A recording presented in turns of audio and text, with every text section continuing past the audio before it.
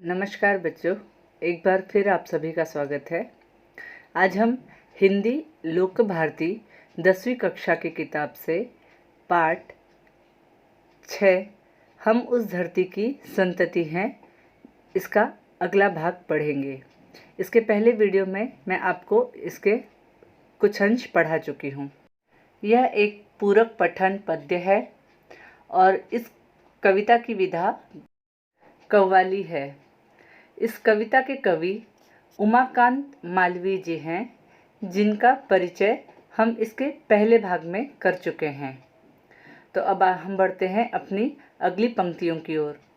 इस कविता की पहली पंक्तियों में लड़के अपनी शेखी भगाड़ते हुए अर्थात अपने आप को महान बताते हुए लड़कियों को कम आंकते हैं और उन्हें अपने आगे चुप रहने के लिए कहते हैं। किंतु लड़कियां कहाँ कम हैं। अब लड़कियां इनका जवाब देते हुए कहती हैं, बातों का जनाब सऊर नहीं, शेखी ना बघारे, हाँ चुप रहिए। हम उस धरती की लड़की हैं, जिस धरती की बातें क्या कहिए। अजी क्या कहिए, हाँ क्या कहिए। जिस मिट्टी में लक्ष्मी बाई जन्मी थी झांसी की रानी, रज़िया सुल्ताना दुर्गावती, जो खूब लड़ी थी मर्दानी। जन्मी थी बीबी चांद जहाँ, पद्मिनी की जौहर की ज्वाला। सीता सावित्री की धरती, जन्मी ऐसी ऐसी बाला। गर डींग जनाब उड़ाएंगे, तो मजबूरन ताने सहिए ताने सहिए ताने सहिए। हम उस धरती की लड़की हैं। लड़कों को अपनी बढ़ाई करते हुए सुनकर लड़कियां लड़कों को जवाब देती हैं और कहती हैं कि तुम्हारे आगे हम भी कुछ कम नहीं हैं। अपनी शेखी भगाड़ते हुए लड़कियां कहती हैं, आप जैसे लोगों को बात करने का ढंग तक मालूम नहीं। आप अपनी प्रशंसा खुद न कीजिए और चुप रहिए। सऊर सऊर अर्थात होता है, सऊर शब्द का अर्थ है यहाँ काम करने का ढंग, और शेखी अर्थात घमंड। जजन्मा शब्द का अर्थ होता है पैदा होना, और यहाँ जौहर शब्द जो आया है उसका अर्थ होता है युद्ध में शत्रु की विजय निश्चित हो जाने पर राजपूत स्त्रियों का दहकती हुई विशाल चिता में एक साथ प्रवेश कर जलकर मर जाना, उसे कहते हैं जौहर करना। ज्वाला अर्थात आग की लपट, और बाला अर्थात लड़की बालिका।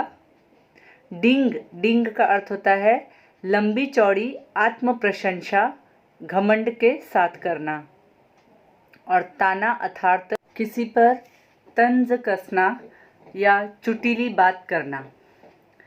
तो यहाँ लड़कियाँ कहती हैं कि जिस धरती का कुछ पूछना ही नहीं, हम उस धरती की लड़कियां हैं जिसकी मिट्टी में वीरांगना झांसी की रानी लक्ष्मीबाई का जन्म हुआ था। बच्चों, आप सभी झांसी की रानी लक्ष्मीबाई को जानते हैं। वो बहुत ही बहादुर और निडर महिला थी। अंग्रेज़ों के आगे लोहा मनवाने के लिए उन्होंने खुद अपने हाथों में शस्त्र उठाया और बहुत ही मर्दानी तरीके से वे युद्ध भूमि में अपने बच्चे के साथ लड़ाई लड़ी, और जिसे उन्हें वीरगति की प्राप्ति हुई। किंतु स्त्री होने का उन्हें ज़रा भी संकोच नहीं था। बच्चों, झांसी की रानी की ही तरह हमारे भारत देश में, यहाँ की मिट्टी में ऐसी और अनेक वीरांगनाएं पैदा हुई, जैसे दुर्गावती और रज़िया सुल्ताना। ये दोनों मर्दानी वीरांगनाएं जिस मिट्टी में पैदा हुई थी, उन्होंने लड़ाई के मैदान में अपना अद्भुत पराक्रम दिखाया था। तो लड़कियां कहती हैं कि हम उस देश की लड़कियां हैं, या हम उस धरती की लड़कियां हैं जहां दुर्गावती और रज़िया सुल्ताना जैसी महिलाएं पाई जाती हैं। उसके आगे चांद बीबी और वीरांगना और उनके जौहर की ज्वाला में हंसते हंसते कूद जाने वाली महान नारी पद्मिनी का जन्म भी इसी मिट्टी में हुआ था। बच्चों, आप सभी रानी पद्मावती को जानते हैं। रानी पद्मावती की खूबसूरती की चर्चा आज भी की जाती है, किंतु उनके जौहर, जहाँ एक और रानी पद्मावती को उनकी खूबसूरती के लिए जाना जाता है, वहीं लोग उनके जौहर की ज्वाला को भी नहीं भूल पाए हैं। जौहर राजस्थान में प्राचीन समय में प्रचलित प्रथा, जिसका नाम होता है जौहर। इस प्रथा के अनुसार इसमें स्त्रियां विदेशी आक्रमणकारियों से अपने स्वाभिमान की रक्षा करने के लिए अग्नि में प्रवेश कर अपने प्राणों की आहुति दे देती हैं, किंतु दुश्मनों के आगे हार नहीं मानती। आगे लड़कियां कहती हैं कि यह सीता और सावित्री जैसी महान सन्नारियों की जन्मस्थली है। बच्चों, माता सीता और सावित्री को भला कौन नहीं जानता। एक और जहां देवी का रूप धारण कर माता सीता ने इस धरती पर जन्म लिया और लोगों को उद्धार का मार्ग बताया, वहीं एक और सावित्री जैसी पतिव्रता का भी जन्म इसी धरती पर हुआ, जिसने अपने पति को मौत के मुंह से खींचकर बाहर ले आई। तो लड़कियां भी अपनी शेखी भगाने में पीछे नहीं हैं। वे अपनी बढ़ाई करते हुए कहती हैं कि यदि आप लड़के अपने श्रेष्ठ होने की बड़ी बड़ी बातें करेंगे तो आप लोग हमारे ताने भी सहिए। याद रखिए, हम लड़कियां उस सन्नारियों की धरती की लड़कियां हैं, अर्थात हम उस देश की लड़कियां हैं जहां पर बहुत सारी वीरांगनाएं पैदा हुई और भारत देश का नाम रोशन किया। आगे बढ़ते हैं। यो आप खफा क्यों होती हैं, टंटा काहे का आपस में, हमसे तुम या तुमसे हम बढ़ चढ़ कर क्या रखा है इसमें, झगड़े से ना कुछ हासिल होगा, रख देंगे बातें उलझा के, बस बात पते की इतनी है, ध्रुव या रजिया भारत माता के रथ के हैं, हम दोनों ही दो दो पहिए, अजी दो दो पहिए, हाँ दो दो पहिए, हम उस धरती की संतति हैं। बच्चों, यहाँ खफा शब्द का अर्थ है नाराज, रुष्ट होना। टंटा अर्थात झगड़ा, लड़ाई। व्यर्थ का झगड़ा, झंझट करना।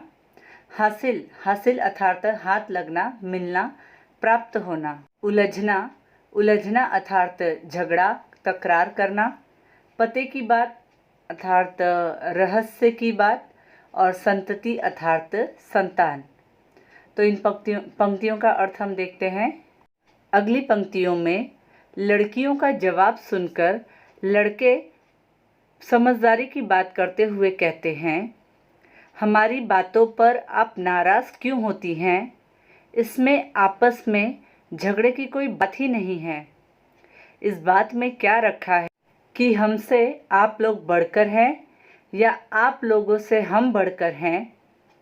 इस तरह की बातें हमें आपस में उलझाकर रख देंगी और इससे ना कोई फ़ायदा होगा, ना ही आपको ना हमको। सच्ची बात तो यह है कि ध्रुव पुरुष और रजिया स्त्री दोनों ही इस धरती माता की संतान हैं, अर्थात हम लोग भारत माता के रथ के स्त्री पुरुष रूपी दो पहिए हैं, जिसके बिना इस धरती की गाड़ी आगे नहीं बढ़ सकती। इसलिए चाहे हम हो या आप हो, हम दोनों ही इस धरती की संतान हैं। हम सभी धरती की ऐसी संतान हैं जो धरती माता का नाम रोशन करती हैं। तो बच्चों, इन्हीं नोक-झोंक के साथ ये पंक्तियाँ यहीं पर समाप्त होती हैं। तो आप इस गज़ल को पढ़ें और इससे आनंद प्राप्त करें। तब तक के लिए नमस्कार।